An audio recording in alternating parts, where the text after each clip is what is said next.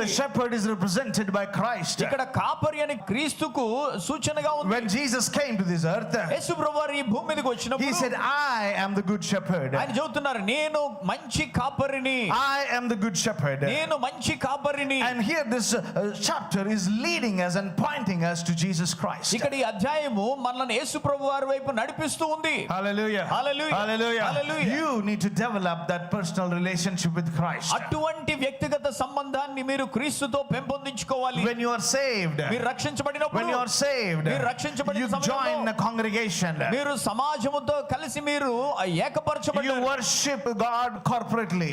మీరు అందరూ కలిసి మనము దేవుణ్ణి ఆరాధిస్తూ ఉన్నాం. But individually, కానీ వ్యక్తిగతంగా do you have that relationship? ఆ సంబంధాన్ని మీరు కలిగి ఉన్నారా? Are you able to worship your God individually after Sunday? ఆ ఆదివారం తర్వాత మీరు మీ దేవుని వ్యక్తిగతంగా ఆరాధన చేయగలుగుతున్నారా? That is more important. అది చాలా ప్రాముఖ్యం. That is more important అది ఎంతో for a ప్రాముఖ్యం. Christian spiritual life. ఒక క్రైస్తవ ఆధ్యాత్మిక జీవితానికి You should develop that intimacy with your Lord. మీ ప్రభువుతో మీరు అటువంటి సాన్నిహిత్యాన్ని పెంపొందించుకోవాలి. Hallelujah. హల్లెలూయా.